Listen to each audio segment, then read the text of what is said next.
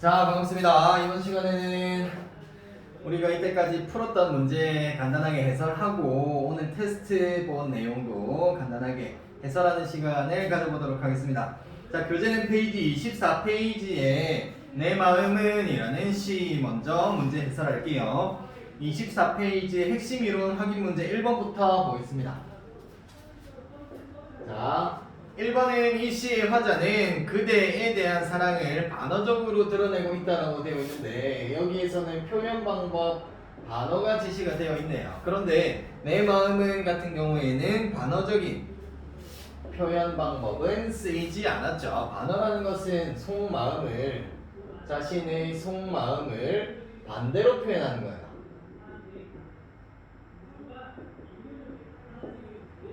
자, 반어는 속마음을 반대로 표현하는 것이다. 여러분들은 여기 빈칸이 많으니까 밑에다가 간단하게 필기를 해 놓으십시오. 반어라는 것은 자신의 속마음과는 반대로 표현하는 것. 예를 들면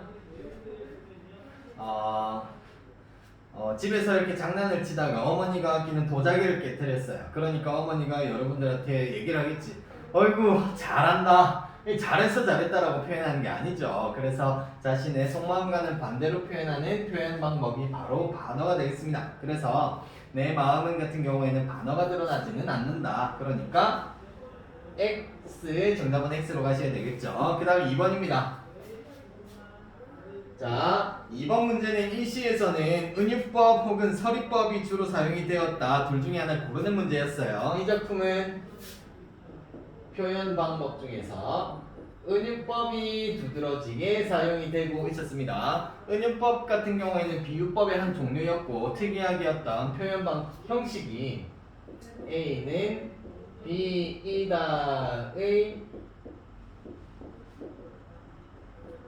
형식으로 진행이 됐었죠. 그래서 이 작품은 내 마음은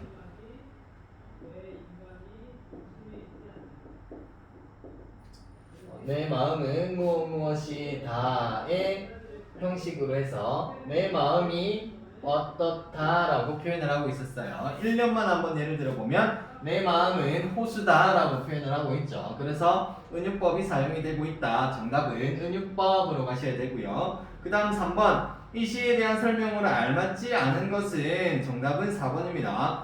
자, 우리가 다양한 어조에 대해서 살펴봤었는데요.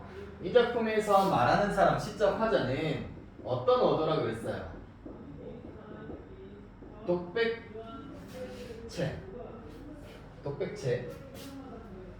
독백적인 어조가 드러났었죠. 독백적인 어조.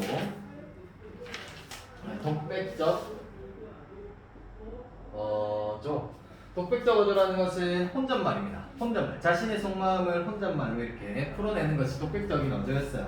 혼잣말이니까 대화 상대가 당연히 없죠. 대화의 형식으로 이루어져 있지는 않기 때문에 정답이 4번입니다. 자, 3번에 1번부터 한번 보시면 중심 소재는 내 마음이죠. 내 마음은 어떻다라고 해서 1년부터 4년까지 비슷한 문장 구조를 취하고 있었고, 그 다음 2번 화자가 작품 속에 직접 드러난다. 내 마음이라고 해서 나가 직접 등장했으니까 이렇게 표현할 수가 있는 겁니다. 그 다음 3번 비슷한 문장 구조가 반복이 되고 있다. 자, 내 마음은 무엇이다. 그 다음 그대는 어떻게 해서 나에게 오라. 그러면 나는 뭐 어떻게 하겠다. 뭐 하리다의 비슷한 문장 구조가 계속 반복이 되고 있었어요. 그 다음 5번에 있는 화자는 자신의 마음을 비유적으로 드러내고 있다라고 해서 내 마음은 땡땡이다라고 은유법을 사용해서 비유적으로 표현을 하고 있었죠. 그래서 3번 문제 정답은 4번이 되겠습니다. 그 다음 4번. 자, 4번 문제. 이 시에서 내 마음을 비유적으로 표현한 시어는 각각의 연에서 은유법을 사용해서 내 마음을 드러낸 대상을 다 적으시면 되겠습니다. 자, 1년에서는 내 마음은 무엇이다? 호수다라고 표현을 했고 2연에서는 내 마음은 촛불이다. 그 다음 3년에서는 내 마음은 나그네다. 그 다음 4연에서는 낙엽이다 라고 비유해서 표현하고 있었습니다. 그래서 4번 정답은 호수, 촛불, 나그네, 낙엽 이렇게 적으시면 되겠습니다.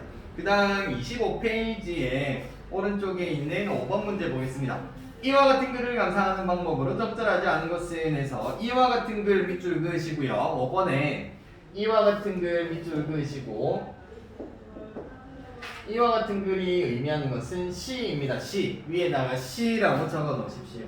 시를 감상하는 방법으로 적절하지 않은 것은이 되니까 1번부터 한번 보겠습니다. 1번 다양한 표현법을 파악하면서 읽는다. 우리 다양한 표현법 배웠잖아요. 비유법도 있었고 강조법, 변화법이 있었는데 그 비유법에는 은유도 있었고 직유도 있었고 의인도 있었다. 이런 다양한 표현 방법을 우리가 파악하면서 읽는 것 시를 감상할 때 적절하겠죠. 그 다음 2번 시적 화자의 정서를 파악하면서 읽는다. 시적 화자의 정서라는 것은 시에 드러난 어떤 감정 혹은 느낌, 기분, 분위기 이런 것들을 의미한다 그랬어요. 그래서 시는 자신의 정서를 드러내는 문학이기 때문에 정서를 파악하면서 읽는 것도 적절합니다. 그런데 3번을 보시면 시어의 지시적인 의미를 중심으로 읽는다라고 되어 있는데 5번의 정답은 3번입니다.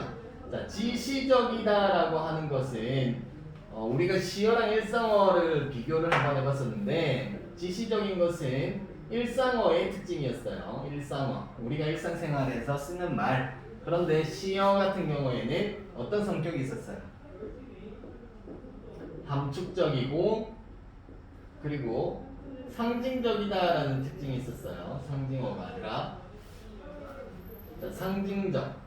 이게 시어의 특징이었다는 얘기입니다. 그래서 지시적 X 표시하시고 지시적의 X 표시하시고 밑에 이렇게 적어 놓으십시오. 그 다음 4번 운율을 형성하는 요소를 파악하면서 읽는다. 우리가 시의 이론에 대해서 살펴볼 때 시는 운율이 느껴지는 문학이다. 그래서 운문문학이다 라고 했었는데 운율을 형성하는 요소 우리가 5가지 살펴봤었죠. 의문이 반복이 된다거나 혹은 비슷한 문장 구조가 반복이 된다거나 반복을 통해서 운율이 형성이 되기 때문에 운율 형성 요소를 파악하면서 읽는 것도 적절하겠네요. 그 다음 5번 감각적인 이미지를 느끼게 하는 요소를 파악하면서 읽는다. 여기서 말하는 감각이라는 것이 곧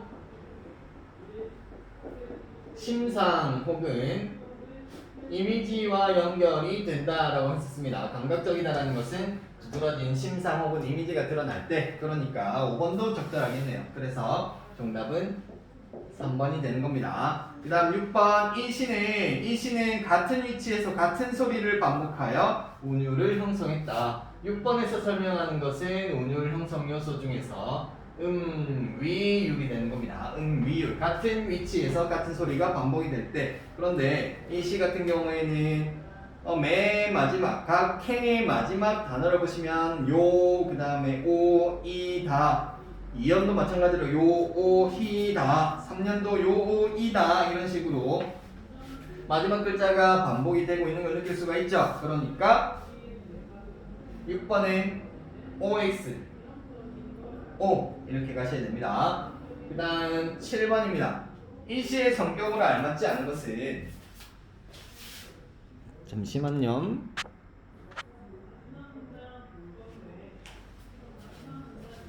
네, 7번 이 시의 성격으로 알맞지 않은 것은 정답은 1번이 되겠죠.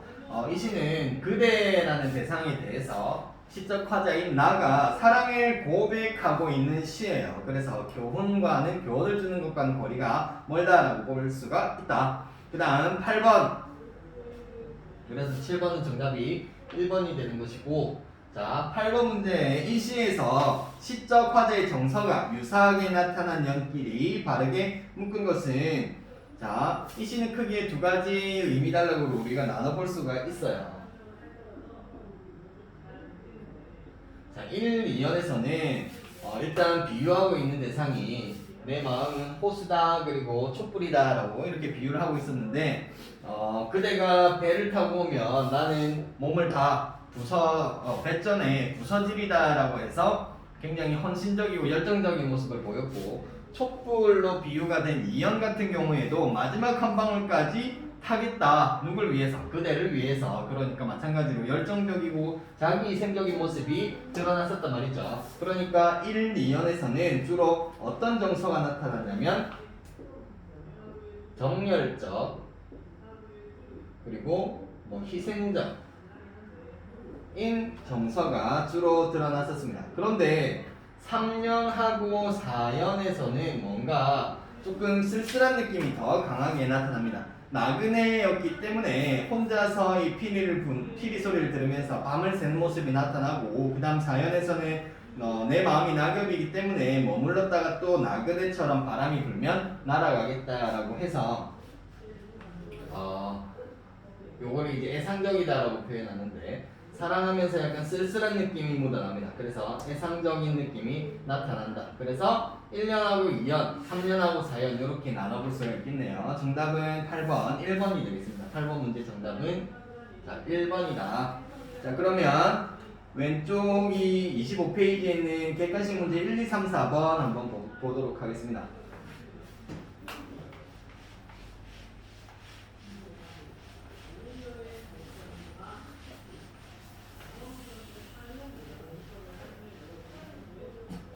자, 1번 문제. 일시에 대한 설명으로 가장 적절한 것은, 가장 적절한 것을 찾는 문제입니다. 우울하고 어두운 분위기가 느껴진다. 힘을 향하는 어떤 사랑을 드러내고 있기 때문에 그리움 아니죠. 그리움의 정서가 더, 그리움 아니고 사랑의 정서, 사랑 그리고 정열, 희생적인 이런 태도가 더 크다라고 봐야 되고, 우울하고 어두운 분위기가 느껴진다라고 보기는 조금 어렵다. 그 다음 2번, 시간의 흐름에 따라서 시상이 전개가 된다라고 되어 있는데 시간의 흐름은 나타나지 않아요. 자, 그런데 여기에서 여러분들이 자주 접하게 되는 단어, 시상이라는 단어가 시 문제를 풀 때는 굉장히 자주 드러나게 됩니다. 시상이라는 것은 시에 나타나는 생각이라거나 감정 같은 것들, 시에 나타나는 생각 혹은 감정을 시상이다라고 표현을 하는데, 전개는 이제 흐름이죠. 생각이나 감정이 어떻게 흘러가는가를 의미하는데 시간의 흐름은 나타나지 않는다. 그 다음 3번에 있는 이 청유형이라는 것도 질문이 많이 들어왔었는데, 청유형이라는 것은 뭐뭐 하자, 우리 함께 뭐뭐 하자, 뭐뭐 하지 않을래, 뭐뭐 합시다. 자, 이런 식으로 같이 무언가를 할 것을 권유하거나 요청하는 것을 이제 청유형이다라고 표현을 합니다. 다시, 청유형이라는 것은 같이 할 것을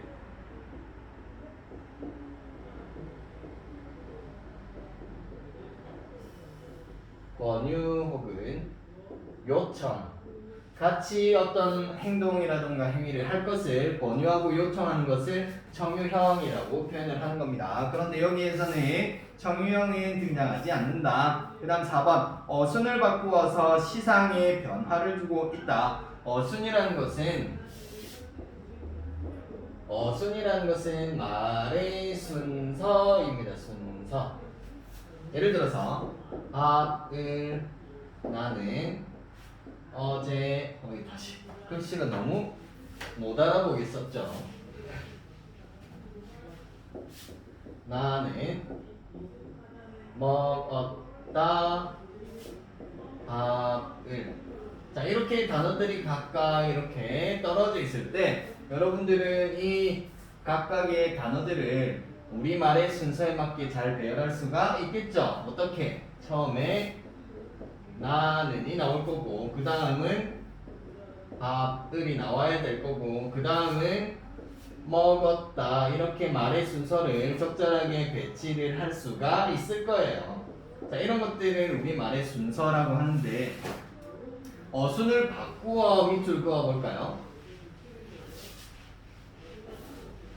어순을 바꾸어서 시상에 변화를 주고 있다. 여기 4번 동그라미 4번 옆에는 뭐라고 적어야 되냐면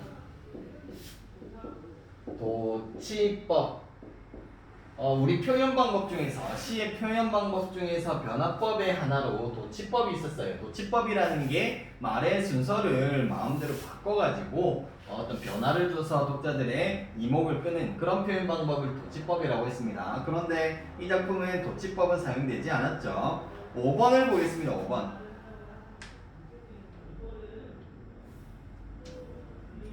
자, 5번에 있는 경어체를 사용하여 진실한 마음을 강조한다라고 했는데, 이때 이 경어체라는 것을 문학에서는 쉽게 뭐라고 표현을 하냐면 문항에서는 경어체라고 일반적으로 표현을 하지만 존댓말입니다. 존댓말. 높임말, 높임법, 존댓말.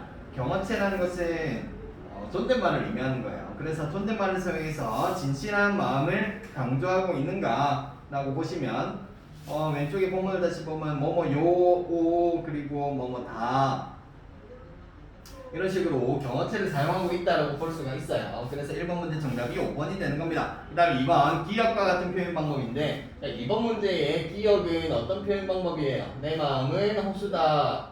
은유법이 사용이 되고 있는 거죠. 그러면 밑에 있는 선택지에서 무엇을 찾아야 되는 거예요? 은유법을 찾아야 되는 문제다. 여기 2번에 기억과 같은 표현법 밑줄 그으시고 옆에다가 은유법이라고 적어 놓으십시오. 확인하겠습니다. 여기 1번 하늘처럼 파란 호수에서는 처럼에 동그라미 하시고요. 처럼 2번에 1번은 뭐뭐처럼에 동그라미 하시고 얘는 연결어를 사용해서 직접 빗대고 있는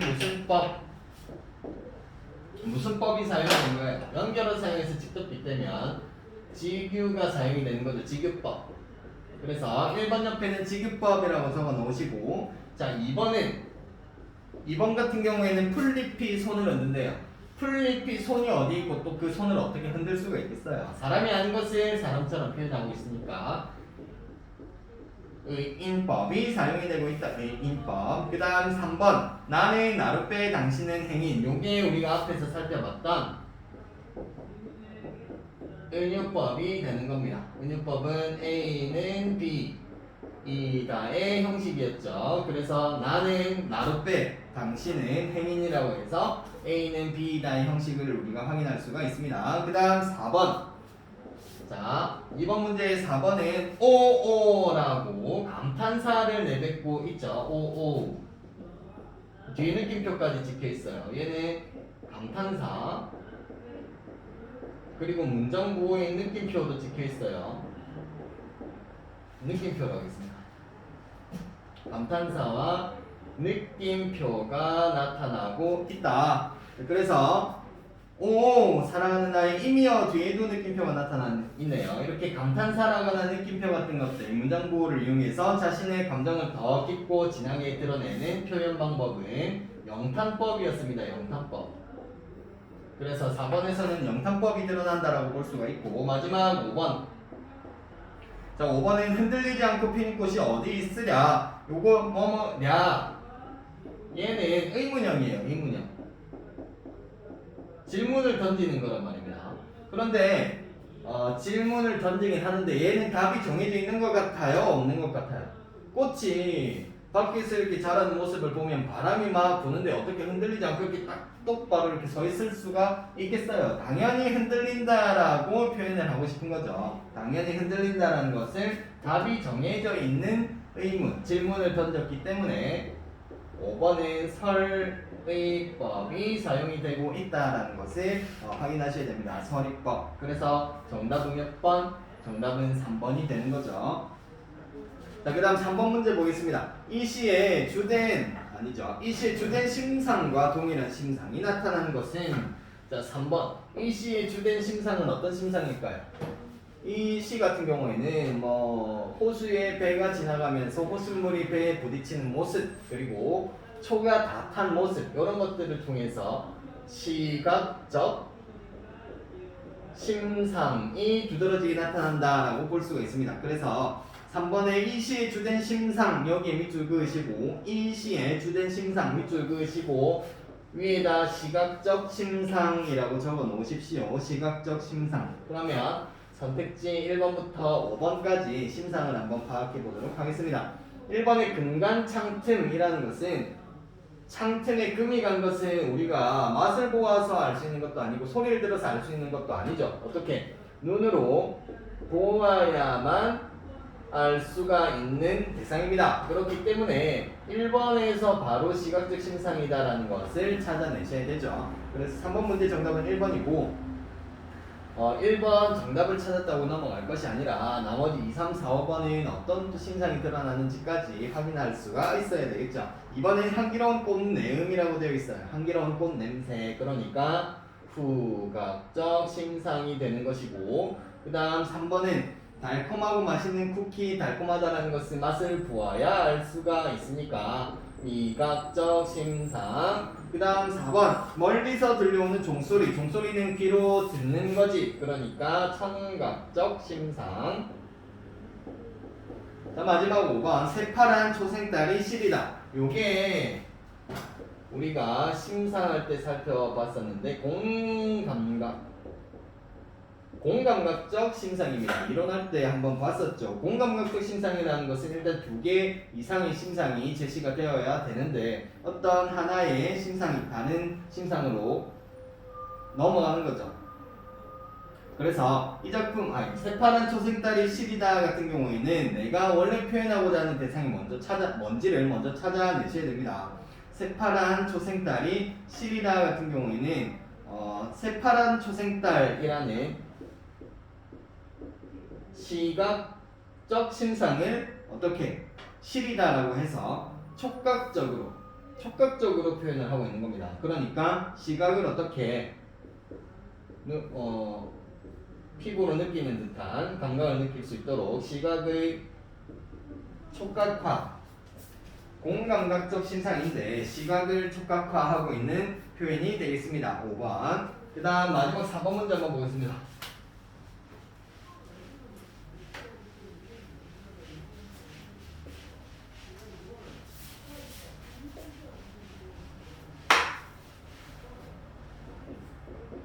마지막 4번 문제. 내 마음을 빗대어 표현한 시어를 중심으로 시의 의미를 해석해 보았다. 적절하지 않은 것은, 그러면 나머지 4개는 적절한데 하나가 틀렸다라는 얘기겠죠. 1번부터 보겠습니다. 내 마음을 빗대서 표현한 시어는 총 4가지가 있었죠.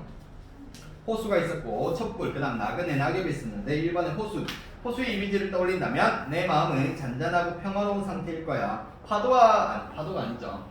바다와는 다르게 호수 같은 경우에는 여러분들이 가보시면 알겠지만 물결이 잔잔하게 일고 또 대부분 산속에 있는 경우가 대부분이기 때문에 굉장히 평화로운 조용한 적막한 느낌을 주죠.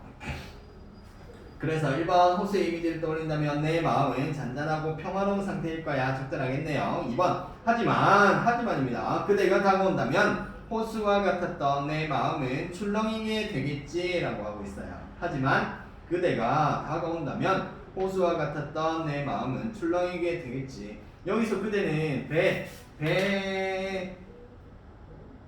그대가 노를 저어오고 있으니까 배를 타고 온다라고 봐야 되겠죠. 그러니까 배가 지나가게 되면 물결이 이렇게 일 거란 말이죠. 2번도 적절하겠네요. 그 다음 3번 촛불은 그대를 향해서 촛불처럼 타올랐던 내 마음도 남김없이 타버리고 나니 차갑게 식어버렸군.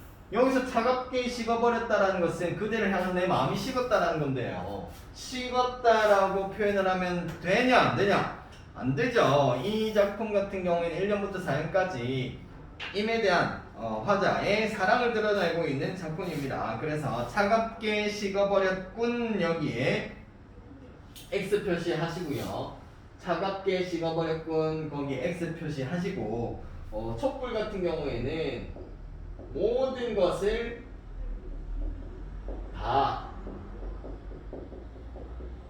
바친 거죠. 모든 것을 다 바친 겁니다. 그래서 화자의 태도는 그만큼 열정적인 것이고 또 자기 모든 것을 다 희생하는, 자기의 모든 것을 다 희생하는 자기 희생적인 태도가 드러난다라고 볼 수가 있어요. 그러니까 4번 문제 정답은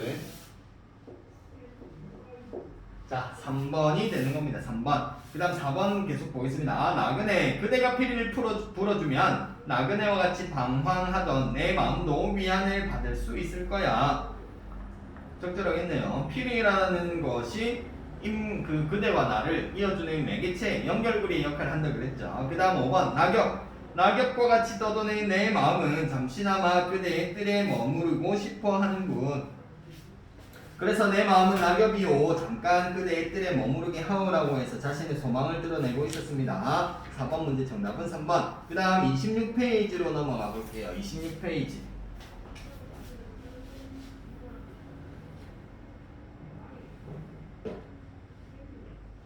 자, 26페이지의 핵심 이론 확인 문제 1번 보겠습니다.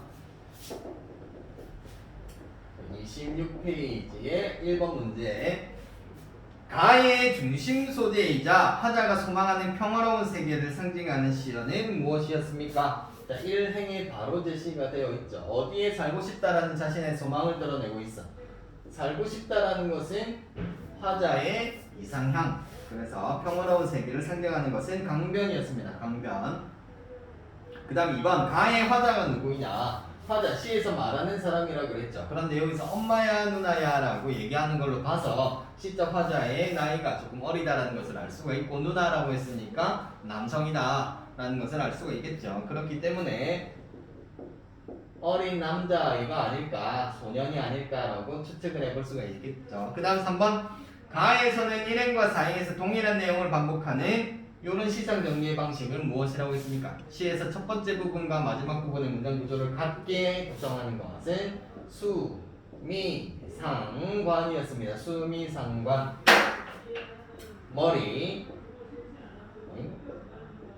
꼬리.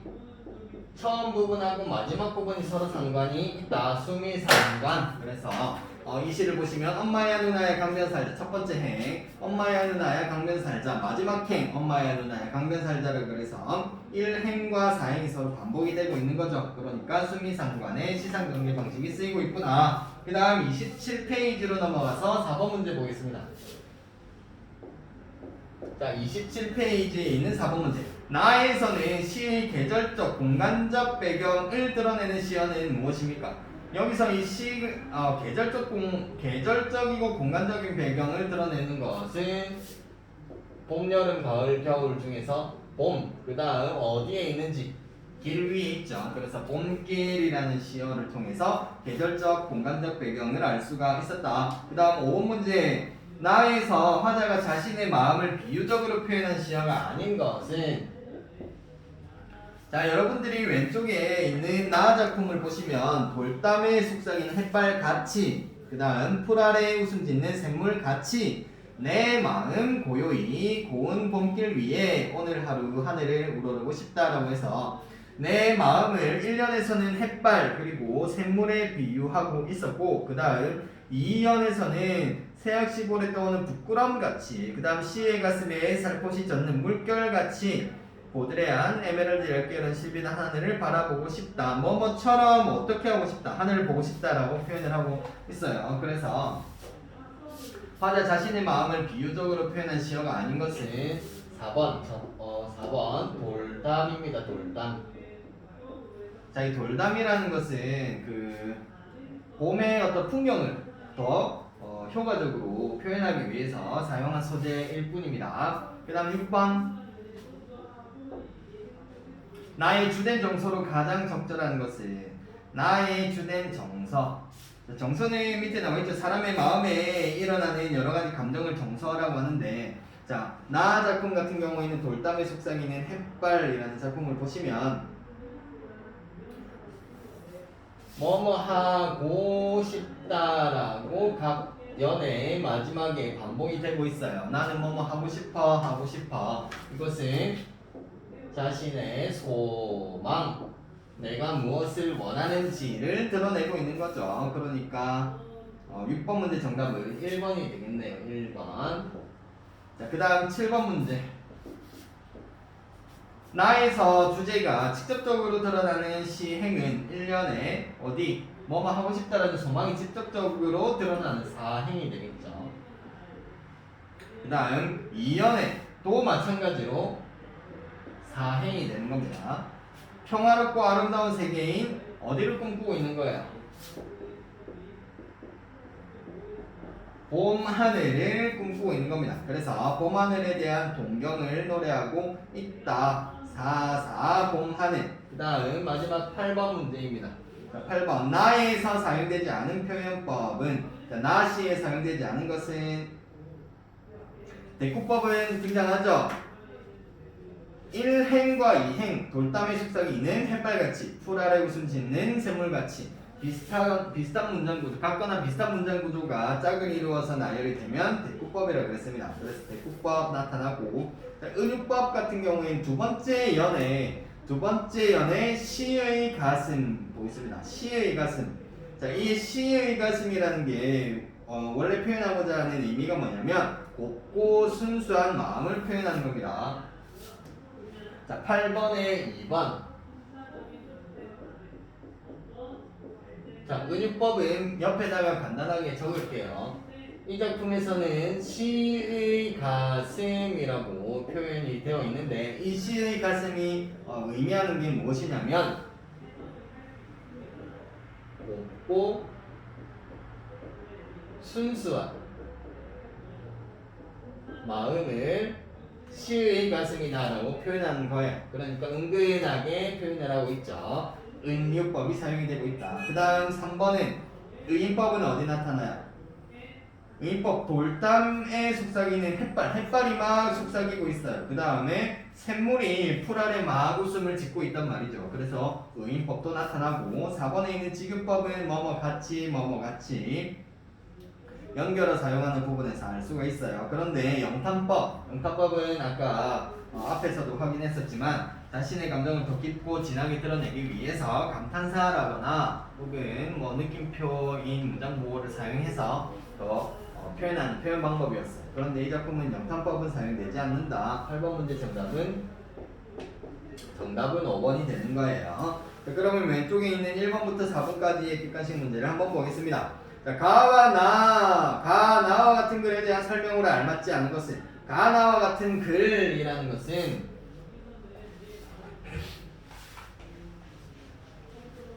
무슨 글입니까? 갈래가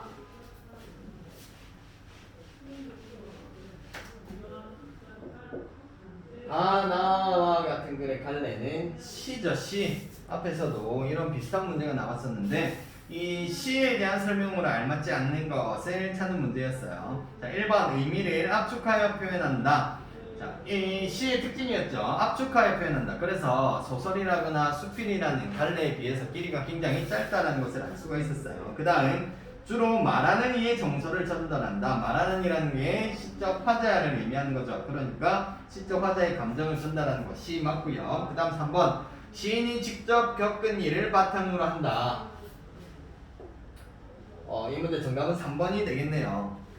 물론 자신이 직접 겪은 일을 바탕으로 할 수도 있지만, 경험하지 않은 일을 바탕으로 해서 상상해서 꾸며내는 이야기, 꾸며서 쓰는 경우가 굉장히 많죠. 그래서 직접 겪은 일을 바탕으로 하는 것은 맞을 수도 있지만 아닐 수도 있다. 그래서 정답이 3번이고요. 그럼 4번 운율을 느낄 수 있는 언어를 사용한다. 시의 가장 큰 특징이었죠. 운율이 느껴지는 문학이다. 그래서 운문문학이라고 그랬어요. 그 다음 5번 비유와 상징 등의 표현 방법을 사용한다. 이것도 시의 특징이었습니다. 다음 2번 문제, 가나가 공통으로 해당되는 갈래 와 그 특징을 바르게 제시한 것은 밑에 보시면 서정시,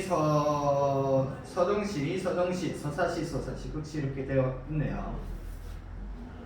자, 이번엔 시의 종류를 묻는 문제네요. 시의 종류. 자, 시의 종류는 형식상 시를 나눴을 때 세 가지. 형식이 정해져 있는 정형시가 있었고, 그 다음 자유롭게 쓰는 자유시가 있었고, 그 다음 줄글 형식으로 쭉 내려서 쓰는 산문시가 있었습니다. 그 다음 내용상 세 가지를 살펴보게 되면, 내용상 자신의 감정을 드러내는 서정시가 있었고, 역사적인 사건을 노래하는 서사시가 있었고, 그 다음 연극의 형식으로 쓴 극시가 있었습니다. 자, 그래서 갈래와 그 특징을 바르게 제시한 것은 일단 서정시, 서사시, 극시 중에서는 무엇이 가장 적절하겠어요? 자신들의 감정을, 진솔한 감정을 드러내고 있는 서정시겠다. 그런데 그 개념 같은 경우에는 일단 서정시를 찾아보면 1번하고 2번 둘 중에 하나겠네. 그런데 1번을 보시면 정해진 형식에 맞춰 표현하였다라고 되어 있죠. 이 정해진 형식 밑줄 그으시고 옆에다가 정형시라고 적어 놓으셔야 되죠. 서정시 옆에 나와 있는 개념, 정해진 1번 옆에 나와 있는 정해진 형식에 맞춰 표현하였다라는 것은 정형시의 개념입니다. 2번을 보시면 서정시 개인의 생각과 느낌을 표현하였다. 2번이 적절한 정답이 되겠네요. 그래서 2번 문제 정답은 2번으로 가시면 되고요. 그 다음 3번 문제. 자, 보기를 바탕으로 나를 썼다고 할 때 달라진 것으로 알맞지 않은 것은, 자, 보기를 바탕으로 해서, 자, 보기를 보시면 나는 햇살같이 따뜻하고 샘물같이 경쾌한 봄하늘을 우러르고 싶다. 그리고 새색시의 볼처럼 부끄럽고 시의 가슴처럼 시의 정서를 가득한 마음으로 봄하늘을 바라보고 싶다라고 표현을 했습니다. 줄글로 쭉 내려서 썼는데 이걸 바탕으로 해서 나 시를 쓴 것이죠. 그런데 달라진 것으로 알맞지 않은 것은 일단 1번 우리말의 아름다움을 잘 살려냈죠. 일상어를 시어로 바꿨습니다. 그리고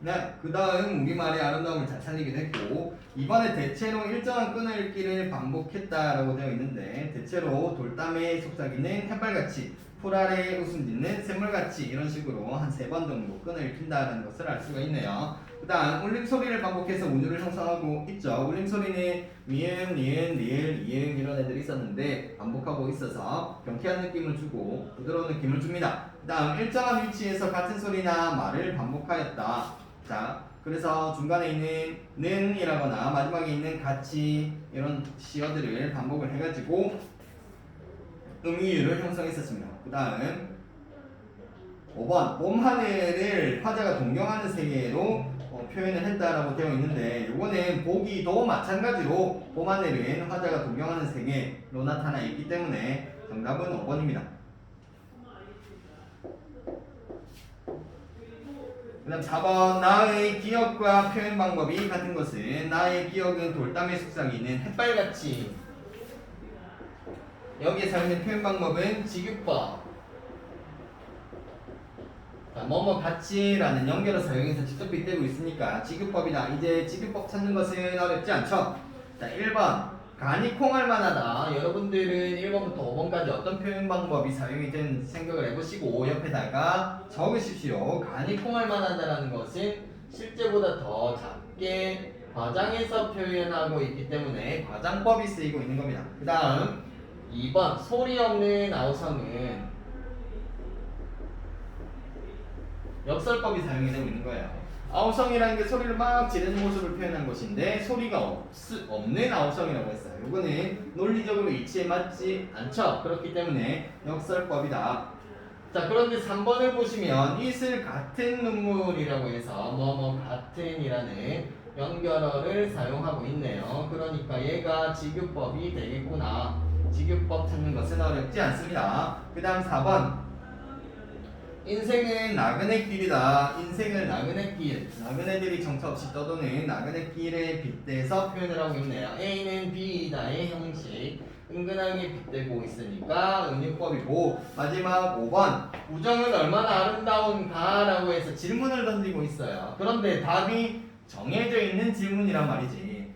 우정은 얼마나 아름다운가, 우정을 아름답지 않다라고 생각하는 사람 없겠죠. 그러니까 답이 정해져 있는 질문을 던지고 있기 때문에 선임법이 쓰이고 있구나, 이렇게 연결시키면 되겠습니다. 그래서 4번 문제 정답은 직유법 찾는 문제였으니까 3번으로 가시면 되겠어요.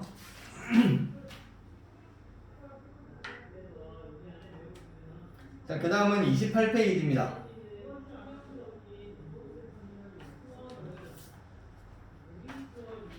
자, 28페이지에 1번 핵심 이론 확인 문제 1번 보겠습니다. 가에서 비를 의미하는 시어를 찾아 쓰시오. 요거는 선생님이랑 같이 하면서 다 네모 표시했었죠. 1번 문제. 자, 비를 의미하는 시어들은 첫 번째 맨 종아리들, 그 다음 또 뭐 있습니까? 그 다음은 맨 발들, 그 다음은 작은 발들. 죄송합니다. 그 다음은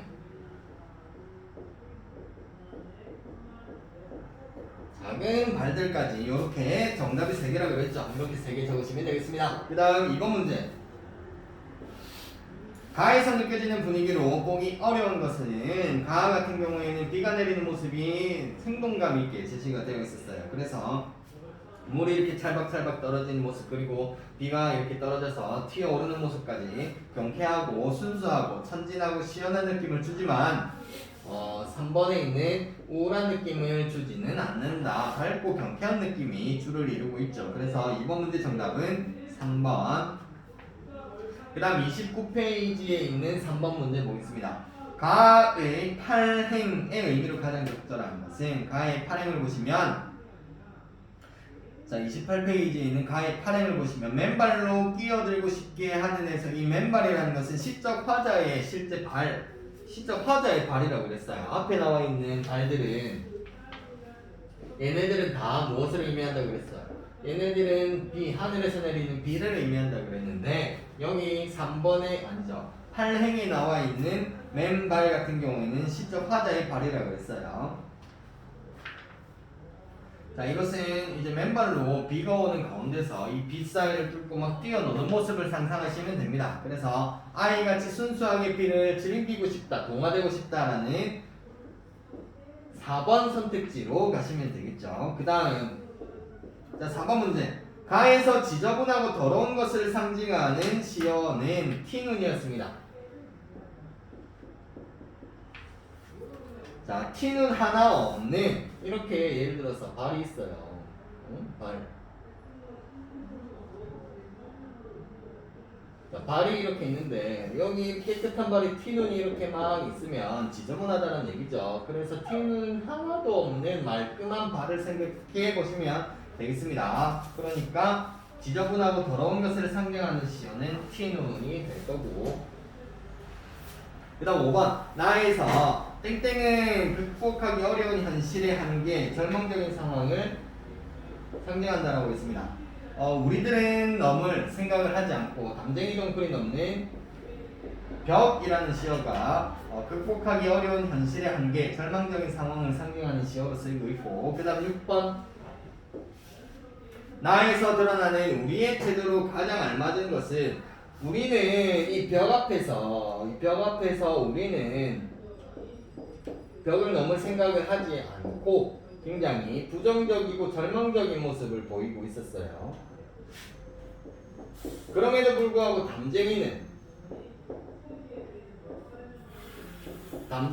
이렇게 벽을 타서, 그리고 친구들을 이끌고 타서 넘었단 말입니다. 그게 이 우리와 담쟁이의 차이점이었죠. 그래서 6번 같은 경우에는 우리의 특징을, 우리의 태도를 묻는 문제였으니까 정답이 2번이 되겠습니다. 그 다음 7번 문제. 나에서 담쟁이의 선구자적인 면모가 가장 잘 드러나는 시행은, 선구자라는 단어는 밑에 의미가 해석이 되어 있죠. 어떤 일이나 사상이라는 것은 생각에서 다른 사람보다 앞서 있는 사람이다. 그래서 리더의 역할을 하고 수천의 담쟁이 수천 개를 이끌고 가는 모습을 드러내고 있었던 것은 마지막 12행과 13행이 되겠습니다.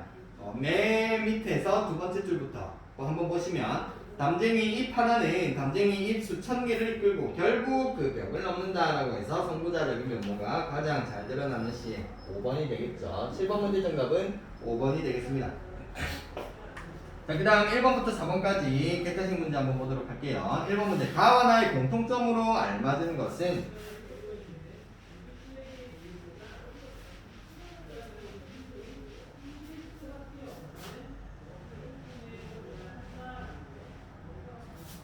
자, 1번 문제. 가와 나의 공통점으로 알맞은 것은 1번부터 보겠습니다. 시어의 대조를 통해서 주제를 부각하고 있다. 대조적인 시어가 나타나는 것은 나 작품만 드러났었습니다. 나 작품만. 어떤 시어와 어떤 시어?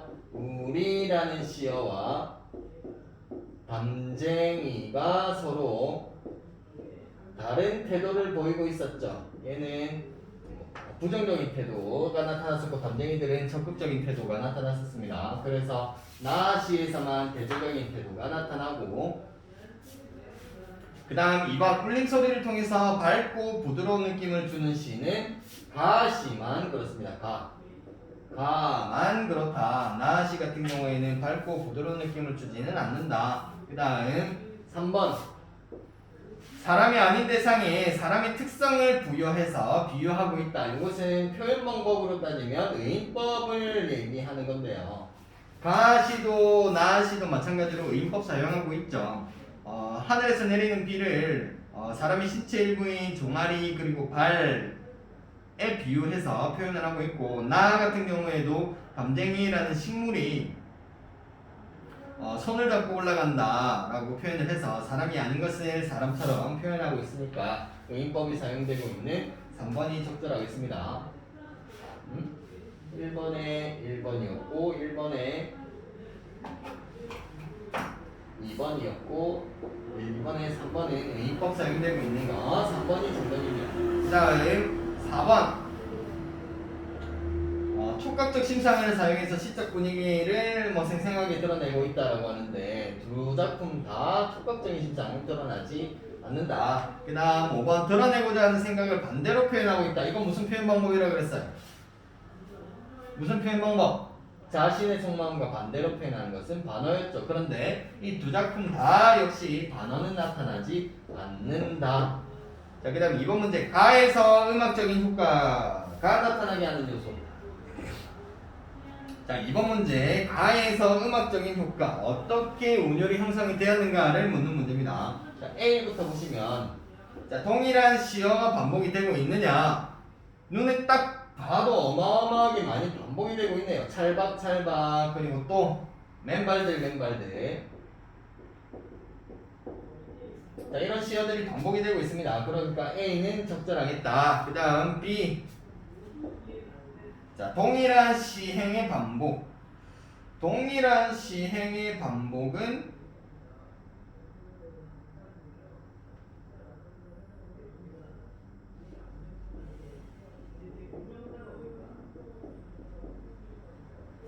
의 반복은 나타난다라고 보기가 어렵습니다. 동일한 시행의 반복은 나타나지가 않는다. 그 다음 3번 이 아니라 C 일정한 끊어읽기. 끊어읽기는 음보율이다라고 했었는데 이 작품은 음보율이 나타난다라고 보기는 어렵습니다. 그 다음 4번 이 아니라 D. 자, D는 같은 위치에서 같은 소리 반복. 얘는 같은 위치에서 같은 소리가 반복이 되는 것. 음위율을 묻는 문제입니다. 음위율. 자, 이 작품은 각각의 행의 마지막 글자를 보시면 뭐뭐들 그리고 걷는 없는 이라고 해서 들과 는을 반복해서 무엇을 형성하고 있다. 음이율 중에서도 마지막 글자가 반복이 되는 가군이 형성이 되어 있다라고 볼 수가 있죠. 그래서 이번 문제 정답은 3번이 되겠습니다. 3번 A하고 D. 그 다음 3번 문제 보겠습니다. 나의 기역부터 미음 중에서 의미하는 바가 다른 하나는 자, 기역부터 미음 나에서 기역부터 미음 중에서 의미하는 바 이것은 우리라는 시어와 담쟁이라는 시어가 서로 대조적인 성격을 가지고 있었는데 이 5가지 선택지 중에서 하나는 긍정적인 의미를 가지고 있을 것이고 하나는 부정적인 의미를 가지고 있겠죠. 자, 기억부터 보겠습니다. 어쩔 수 없는 벽이라고 우리가 느낄 때 자, 기억은 우리가 느끼는 것이죠. 그러니까 절망적인 태도가 드러나는 겁니다. 니은은 씨앗 한 톨 살아남을 수 없는 여기서 담쟁이는 식물이기 때문에 씨앗 한 톨도 살아남을 수 없다는 것은 굉장히 척박한 상황을 의미하는 거죠. 그러니까 니은도 마찬가지로 부정적인 상황을 제시하고 있는 거고 디귿을 보시면 절망의 벽이라고 말할 때 여기에서는 절망적이다라고 해서 직접적으로 어떤 상황이 제시가 되어 있네요. 그러니까 마찬가지로 부정적인 상황인 거고 리을은 니은은 절망을 잡고 놓지 않는다. 절망적인 상황임에도 불구하고 포기를 하지 않는 의지적인 태도가 드러납니다. 그렇기 때문에 이 리을이 가장 긍정적인 태도라고 볼 수가 있겠네요. 마지막 미음. 자, 미음은 넘을 수 없는 벽이라고 고개를 떨구고 있을 때 벽 앞에서 벽이 너무 높아서 어떤 상황이에요? 포기를 한 상황인 거죠. 절망을 하고 있는 상황이란 말입니다. 그러니까 얘도 부정적인 상황이지. 정답은 4번 리을로 가시면 되겠습니다. 마지막 4번 문제입니다. 29페이지에 있는 4번. 나에 드러난 담쟁이의 상황과 태도를 근거로 해서 시를 감상한 내용으로 적절하지 않은 것은, 자, 1번부터 보시면 말없이 벽을 넘는 담쟁이의 모습을 보고 힘든 상황 속에서도 묵묵히 자신이 다짐한 일을 하는 사람들이 떠올랐어. 절망하지 않고 꾸준히 자신이 생각한 바를 이루려는 사람들. 맞겠죠? 2번.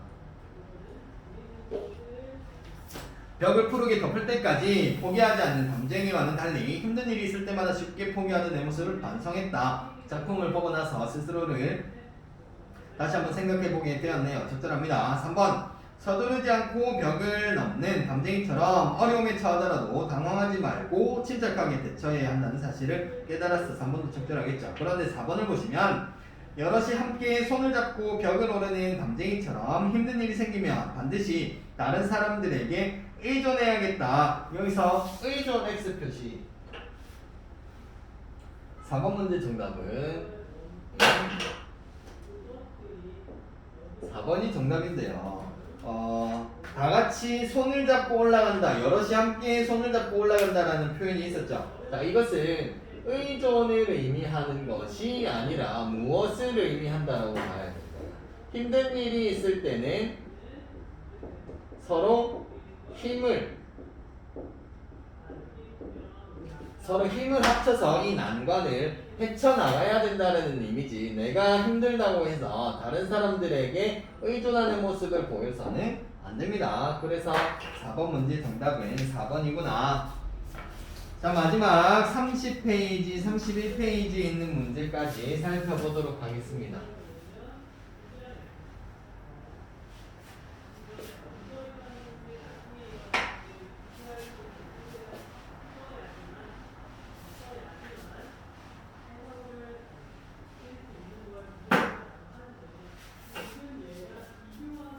자, 30페이지에 있는 핵심 이론 확인 문제 1번.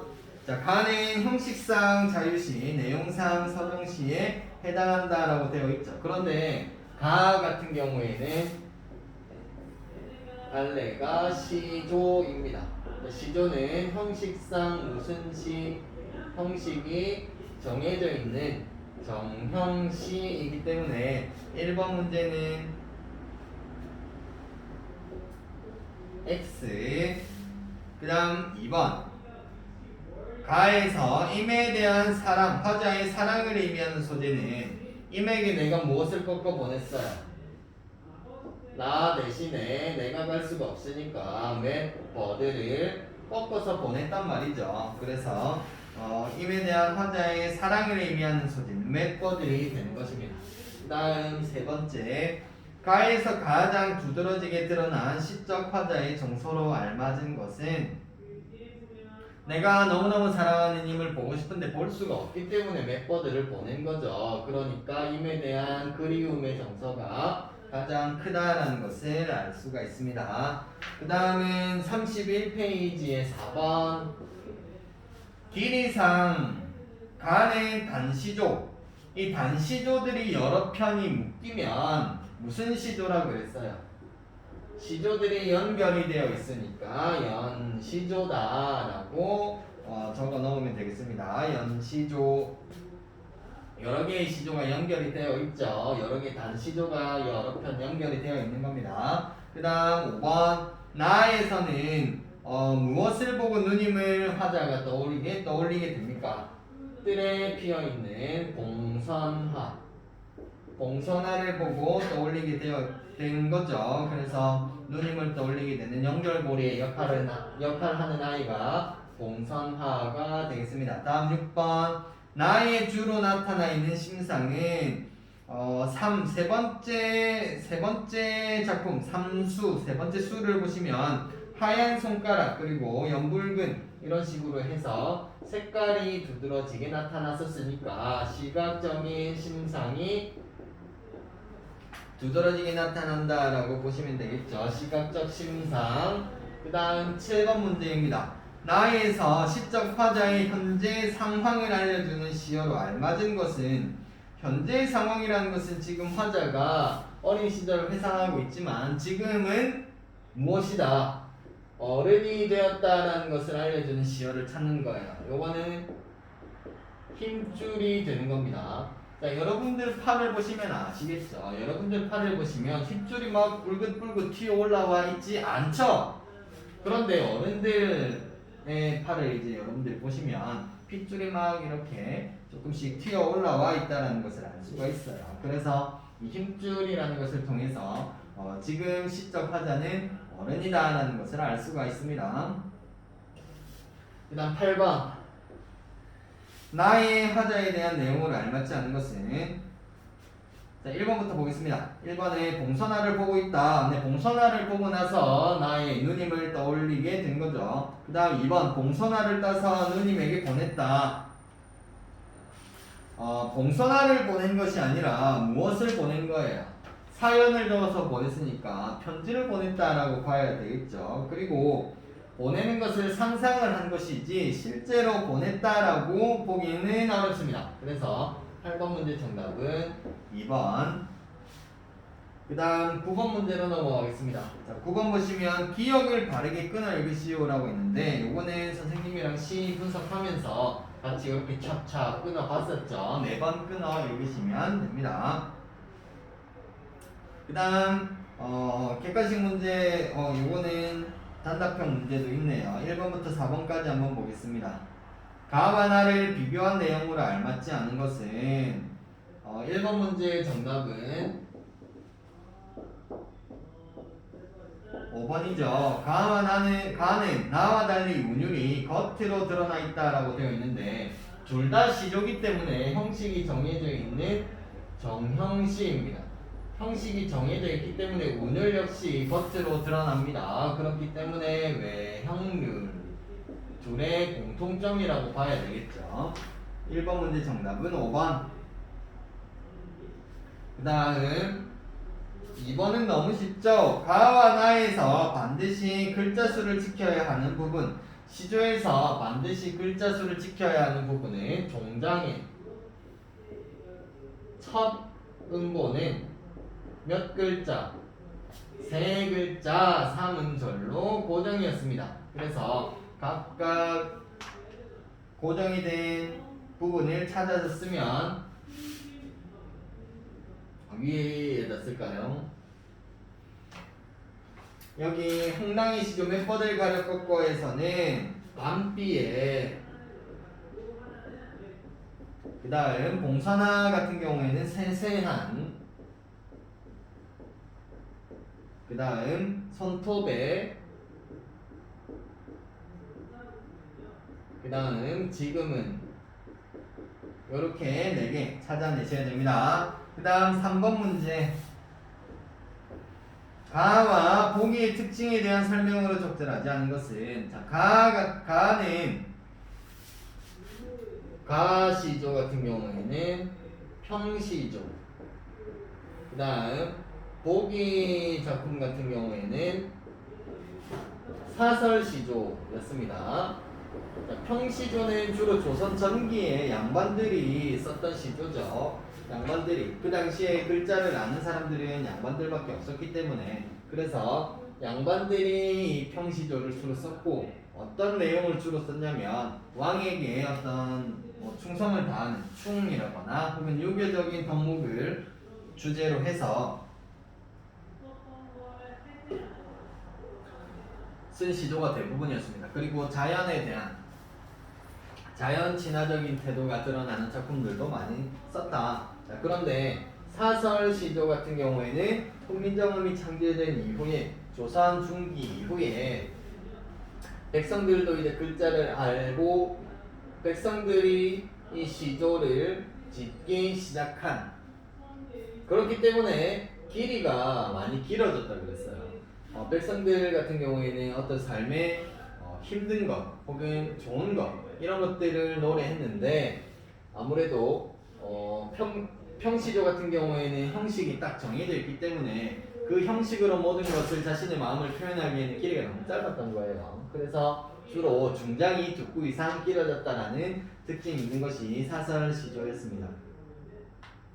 3번 문제 정답은 3번이죠. 운문과 산문의 중간 형태를 취하고 있다라고 되어 있는데 이 두 작품 다 운문입니다. 운문. 운율이 느껴지는 문학이다. 그래서 정답은 3번. 마지막 4번 문제. 가나와 유사한 정서가 드러나는 것은 가 같은 경우는 내가 사랑하는 임을 그리워하고 있고 나 같은 경우에는 나의 누님과의 어떤 유년 시절을 그리워하고 있습니다. 그래서 주된 정서는 그리움의 정서가 되겠다. 자, 이 가나와 가장 유사한 정서를 찾아보면 정답은 5번이 되겠죠. 5번 보겠습니다. 얼굴 하나야 손바닥 둘로 푹 가리지만 여기까지 보면 얼굴 하나는 손바닥으로 이렇게 푹 가리면 가려진다라는 뜻입니다. 그런데 뒤에 보면 보고픈 마음은 호수만 하니 눈감을 밖에 누군가를 보고 싶은 거예요. 누군지는 모르겠어요. 사랑하는 사람이겠지. 뭐 여자 혹은 남자일 수도 있고 가족일 수도 있고 뭐 내가 좋아하는 뭐 연예인일 수도 있겠죠. 그런데 누군가 어떤 대상을 보고픈 마음이 호수만 하나 엄청 크다라는 걸 표현하는 거지. 그러니까 호수만 하니까 눈을 감을 수밖에 없다. 얘는 마찬가지로 여기 있는 그리움의 정서가 드러난다라고 봐야 됩니다. 그래서 4번 문제 정답은 5번이 되는 것이다. 오늘 테스트 본 내용까지 해설하려고 했지만 이 내용은 정답지를 이용해서 채점할 수 있도록 진행하도록 하겠습니다. 오늘은 여기까지.